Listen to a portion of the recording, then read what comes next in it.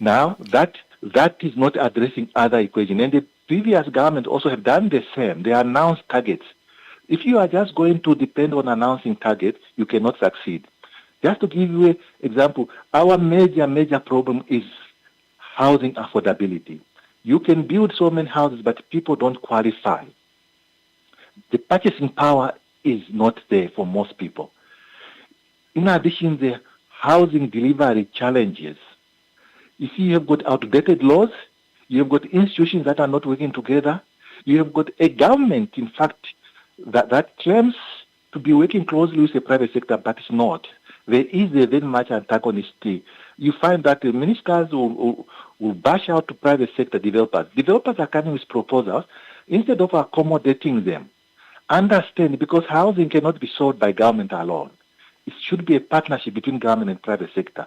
Although government talk about that, their actions is basically contrary. To support what I'm saying is that a developer now will come, they say, okay, we got land, we want to develop. If you look at the components of a house, because a house is a product, final product in the process. Your first input is your land, infrastructure, finance, your water, electricity, all those things. Then your housing construction, then all the mortgage finance. Now, your land and your infrastructure, these two components are high risk for the developer to assume that risk. That's where in other countries, government will come in to cloud in private sector, meaning government will de-risk, will absorb the risk component of that equation so that the developer now can find it cheaper to develop. So it's a win-win situation. Then you will be able to deliver more. But here you find that proper developers are trying their best, but they don't have that support. And they end up giving the land back to the municipalities because they don't have that support. So we really need to go back, and that's what our report's now doing. We say, look, don't just look at the inadequate supply. There are more issues that you need to sit down. And I'm happy that the AIDS administration established a task force on housing, and I'm quite sure they are busy now maybe looking at some of those system problems that we are not able to deliver housing because of A, B, C, D, something that we were not doing before. In fact, the mass housing program almost helped us, on that we checked it out quickly. It addressed some of those issues, but for some reason government decided to pack it and they're not addressing, because the mass housing blueprint identified some of the issues that we're supposed to have followed. So these are some of the challenges in the housing market. If we are going to continue chasing numbers, targets of 50,000, we will not resolve the problem. So what I hope we'll do now is to go back to the drawing board and look at those three components and ask ourselves, affordability, what can we do? Because at the moment, government is doing nothing to help people afford. Yeah? No. The purchasing power is very low. Well said, Doctor. I just want to cut you short there. So, Okay. Based on your thought, you are then saying that you are advocating for, not to say that you are advocating, but you are alluding to, we need to look at TPEC Part 2. So that, because it seems to me that there's good learnings that we have in TPEC Phase 1, but perhaps the TPEC Part 2 it's very critical. The report then further give an evidence base that we need to start scaling. We need to build housing on a scale perspective. And that is basic, but obviously scale also then comes with funding. The report then highlights that at least at most that we are looking into, we need like 45 billion. Now, from your perspective, TPEC Part 2, the scaling component, the capital that we need to just get to get closer to the housing backlog, how do we get there and how do we implement it? Okay. Just a correction there. The one I'm talking is not TPEC, because TPEC was more for employment creation. The one I'm talking, they were separate. The one I'm talking is the mass housing. Mass housing had estimated that by 2030, we need to have built 189,000, and and it estimated the amount of money that was required, and then it went back into the system. Now, the issues of linking the financial sector into the housing market was well addressed in the mass housing program. Now, the capital market pension funds, those who have got money, need to be incentivized in order for them to participate. So our estimated budget there is based on the integrated model that we have done. We had thought, okay, not everyone or the housing need differ. There are those who are unemployed. There are those who are very low income. There are those who are just starting. So we suggested different segments of the market where we are proposing social housing, we are proposing rent-to-own housing, we are proposing different components. So based on that, we are saying which component can government subsidize 100%, which component can government subsidize partially to attract private sector capital and all those areas. And we are saying, for example, the 10,000 that was, for example, estimated is just a good start. We are estimating a much bigger number. In fact, the 45 billion, I think, is in phase one, because we are projecting a 10-year program. Because housing, you cannot do everything in 5 years. Already, if you look at the Earth administration now, we are already almost the end of year 2. So it's very difficult to produce the 50,000 within 5 years because the planning, the issues are many to address. So we have projected a 10-year program, and then we are saying how much capital will we need to produce so many houses that are required to bring down the backlog. Okay. Now, yeah, being an economist, in terms of how we should then raise capital, there are two aspects that I want you to touch on. Do you think that government needs to register a housing bond, perhaps to raise money in the domestic market, and then equally so into the international market, whether it's a good idea or not? Secondly, when I did the AI analysis in the property space, I'm picking up in the different towns. I'm picking up a subsidized segment of the property market, or what you say, the property value. Now, last week on the show, we analyzed the Swakopmund for the past 10 years in terms of the transaction volumes, which came about 8.9 billion. Now, in that 8.9 billion, we have then picked up a subsidized market of around about 6 to 8%, somewhere there. I can't remember the exact number. Now, being a valuer myself, I'm questioning, or I want to further understand that if government is subsidized a certain market value in the market, does that value then constitute as the true market value, or should we build an argument to say market value less? So maybe from it as an economist, how can we unpack this? Okay, the second part of your question is a bit tricky because the only subsidy I know about government is that they have got this. Built together and the NHE, where they basically cover quite a substantial part of the cost. So instead of a property selling at 400,000, it will be going maybe for 250. So those are the two institutions that I know that are heavily subsidized. And also government itself, in terms of its employees, have a very good subsidy scheme, which basically covers almost 60-70% of your mortgage, so to help those people qualify. So yes, the point in terms of, from an economic point of view, subsidy can bring distortions in the way the market operates. The property value might not reflect the true market demand and supply fundamentals. So that's all I can say on that issue, that the houses that energy has built together has built, could also be distorting the market, that you find that a house that was supposed to go for 500,000 has sold for 300,000.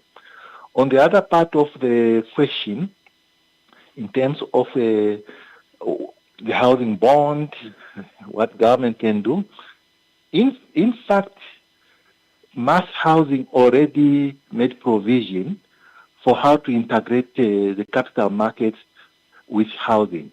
That's why you find that already from 2014, 2013, the pension fund, especially the GITF, started channeling some of its money on a small scale into the housing market. So a housing bond, in fact, at the moment, is a bit tricky because if you look at you issue a housing bond on the stock exchange now, the market will demand a premium on the yield that you are going to pay the investor. So it becomes very difficult for you to issue a housing bond at the moment unless it's captured, subsidized by government. What can work also is that the housing funds, like the one that we are running, supported by GIPF, that becomes much easier because you channel money directly into that fund and it is invested in the market and the investor get all the returns. So what we need basically is a revamp of the whole system. In our report, we are also talking about mortgage securitization, liquidity facility, so that we don't pack this mortgage into for long term. So mortgage securitization will work better because now you are saying we advance instead of holding this mortgage for 20 years, you can recycle some of this money back into the system. So what government can do is to facilitate. Private sector has so much ideas. They have got so much initiative. All they need is government to recognize. Yeah, just like the government that we admire in China, US, or the government had taken a lead, but crowding in the private sector to bring in capital.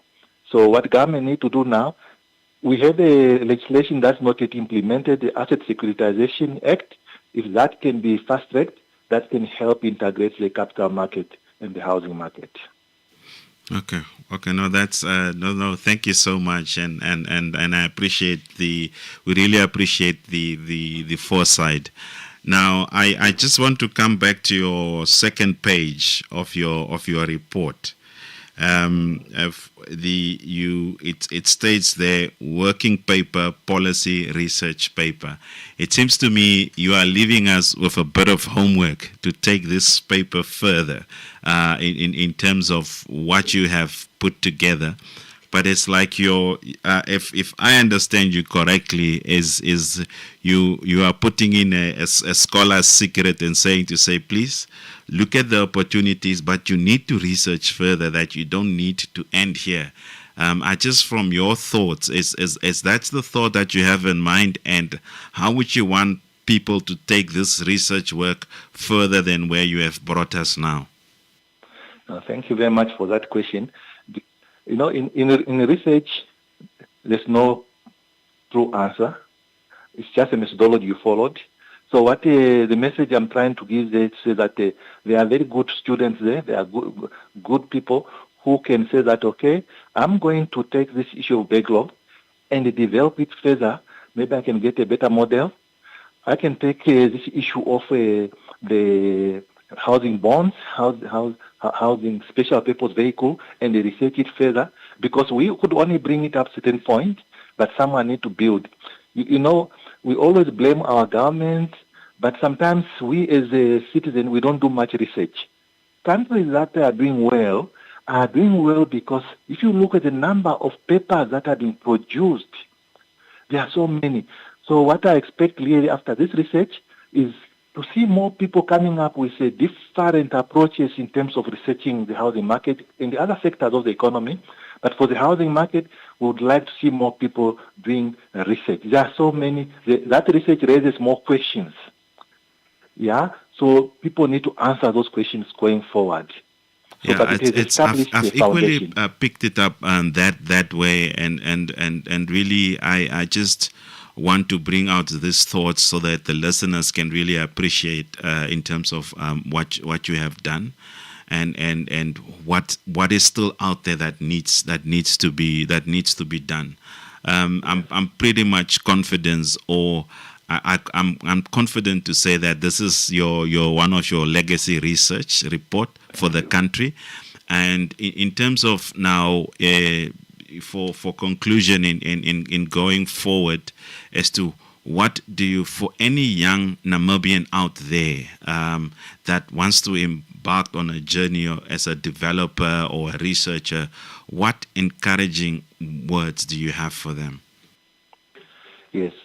My encouraging words for them is that the housing market is one of the sector where you can make a good career for yourself. It's a sector that can create a wealth for you. It's a sector that grows. As long as your population, as long as the economy grows, the housing market will continue. We only need to find a niche market. Now, that niche market will not come easily. You need to indulge yourself, like you were saying earlier, that you analyze property market in different towns. This is the best way of identifying opportunities. So what I can encourage young people is to say that be active, interact with us. Every year we take like 5, 6. At the moment we have got 7 interns in different students in 10 different departments where they are learning about the housing market. So you need that exposure. You need that information and identify opportunities. So it's a growing market. It can also be risky, but if you understand what you are doing, you can empower yourself. Yeah, my last departing question to you, it's a bit challenging, but you can answer it if you feel so. But do we foresee a mortgage bank in the coming future for First Capital? What is the future looks like for First Capital? Yes. So in First Capital is it comes from some innovation. My first thought when I approached a potential investor, I came up with the idea of mortgage securitization in Namibia. I did more research for years. I used to work for one fund manager, a big South African fund manager, and I shared with them my plans, what I want to do. And eventually I left, and I took my proposal first to the pension fund, the GIPF. First they had said, oh no, we don't have that housing as a asset portfolio. So, but then they said, okay, after some time, bring it back. I've been trying, so eventually they said, okay, let's do a pilot, let's test it. So they gave me 100 million that I tested the market, and then we grew from there to be where we are today.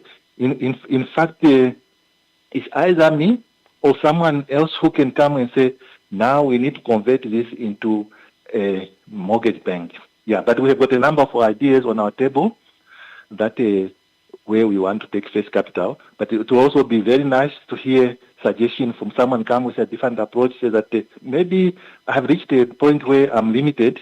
Someone will come with an innovative idea, then we partner, we move forward. Okay.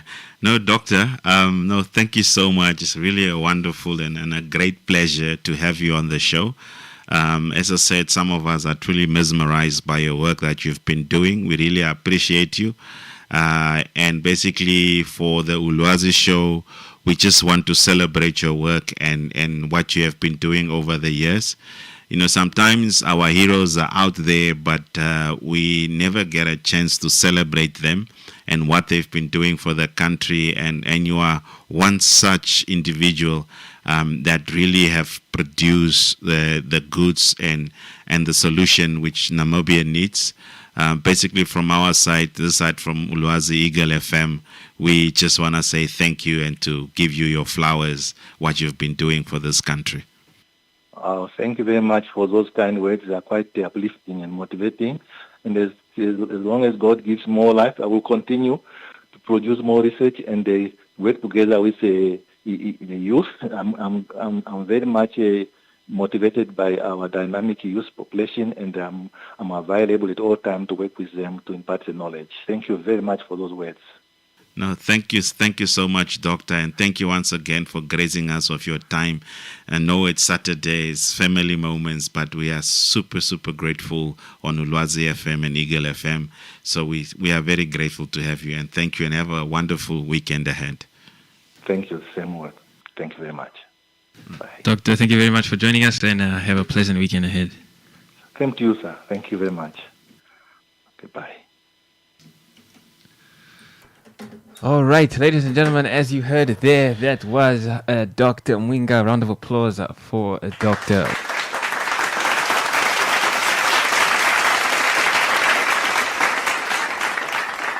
Giving us some great insight on the first capital housing sector report that was published not too long ago, that is available on their website, also available on the Eagle FM mobile application on that interactive slider that you see once you open up the application. So as we have around 10 minutes left, those watching on social media, you can comment any questions you have. If you'd like to call us in the studio, the number is 0832 888 401. That's 0832 888 401, as we have around 10 or so minutes left. Mr. Neshila, what are your first thoughts, first reactions from the interview we just had with Dr. Mwinga? Yeah, you know, for some of us that are very much in the research space, we are starstruck. Yeah, so I know it sounds a bit strange to be able to say this, but it's just that I really have been following this guy for quite some time. Yeah. I'm very much into research, especially in the development space. And man, it's just such a wonderful thing to be able to have a one-on-one with him, to see him in person at the presentation. He really have some thoughts-provoking ideas. He's really putting it out there. You know, it's a statement, to be able to say that this is the housing backlog. This is how I'm looking at it. Yeah. So you are open yourself for criticism and who says no, you are wrong and all that. But he stood firm in his research, and he gave us a snapshot. I mean, the discussion does not really paint the true picture in terms of it's just an overview. Yeah. But the report, the depth of the report, that's not really something else. And we just want to have a discussion so that our listeners can take that precious time to go through that report to make sure that we're here just to provide information and what people are doing out there within the Namibian boundaries, and we're just here to give perspective. But man, such an amazing discussion, such amazing, very rich research, and as we said that he brought in a very different angle in terms of what are we doing to address affordability. Yeah. So what must we do to ensure that people can afford houses? Should we increase the minimum wage? Is that the question? How will that respond to the domestic market? Do we need to look at different lending models? What monetization solutions are out there that we can perhaps look at? So those are the type of questions which the doctor is asking and is posing into the public domain for us to be able to reflect and to have a better understanding on this. And for me, it's just something that I believe that we as a country, we really need to look at it and to see what can we tap out of from that report, and so that we are unable to extend our research further. But other than that, man, it's really just wonderful information out there. Now, I'm very intrigued by that 45 billion figure. Yeah. Do you, realistically speaking, how do you see us raising this capital for this amount of money to be, to be reached and address the housing backlog? I mean, as you said, do you think it's possible? Yeah, we need more money than that. But he's looking at the 10-year horizons, and he's looking at a practical solution. He applauds government what they are doing with the task force. That's also from my side is applaudable. He he also applauds the boldness of the 10,000 houses, 50,000 houses over a period of 5 years. Yeah. But he just went further to say that there's a lot of underlying factor for you to get to 50,000 houses. So he's just providing that practical advice to the leadership. You know, perhaps the task force must get round two to pronounce themselves whether it's practical enough for the vision that the Honorable President have set out for us to focus, or perhaps the president is also putting up a challenge to say, guys, this is my target. You know, 50, you need to be bold, and that bravery, we need such leadership is required. But for us now to raise 45 billion, I think that question then goes back to Treasury. I think Treasury needs to pick up that idea to say, okay, fine, there's a 45 billion over 10 years. How do we then split it up? Where do we get savings? Where do we implement?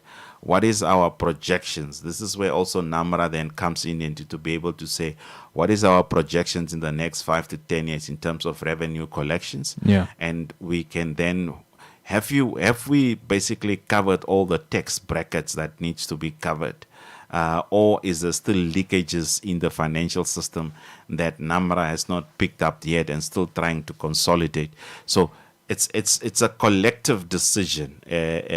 National Planning Commission, again, they also need to come into that space. Ministry of Finance. So all these critical players, everyone is critical, but all these critical players needs to come in.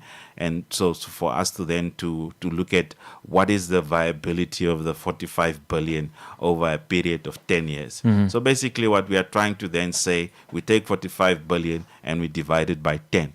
But can we then say, maybe perhaps this first 5 years, let's put planning work into place, and then the coming 5 years, then we basically now then execute. Yeah. So because, I mean, making a bold statement of 50,000, it doesn't mean tomorrow people are gonna, irrespective that the money is there. Yeah. So doesn't mean it's gonna happen. So designs needs to be made, town planning, engineering designs, then But the top structures and all that. Then my question to that is, shouldn't that have been done already to even come out with the 50,000 number?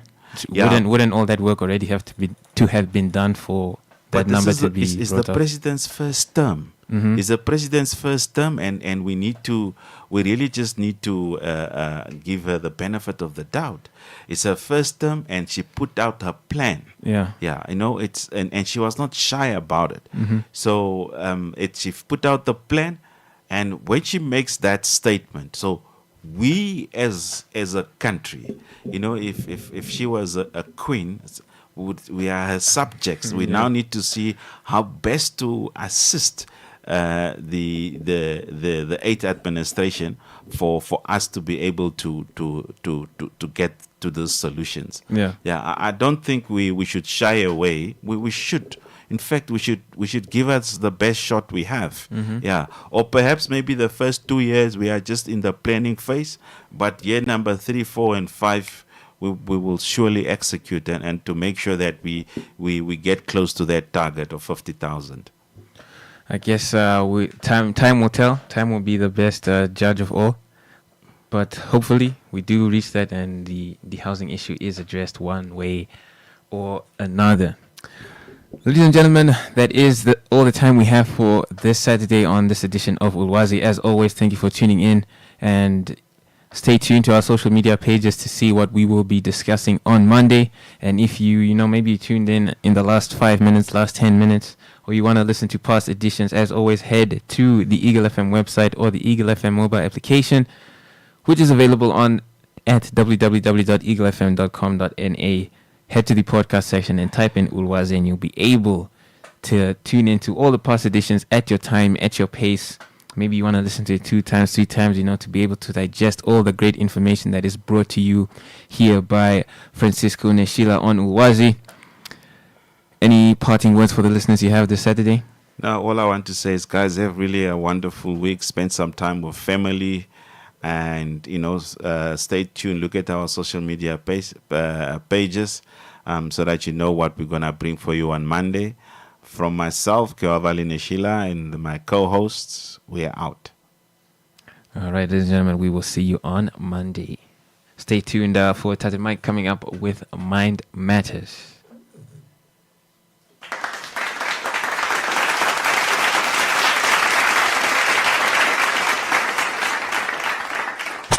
Eagle FM lets you express your constitutional rights of freedom of expression without fear of favor. This is actually, to put it mildly, an economic scandal. Fraud. So not fraud, it's a scandal. Why do you give a tender to somebody who does not have capacity to build? Why should you do that? You know a person that does not have a capacity to build. Eagle FM lets you talk. That's why I'm always telling people in Parliament, let me not take up my katatura manners. Omudiha gutekereka guna imatina omjo. Chikao shafasa na nalonge shifa ya ishiwike moshiwana. Iye moya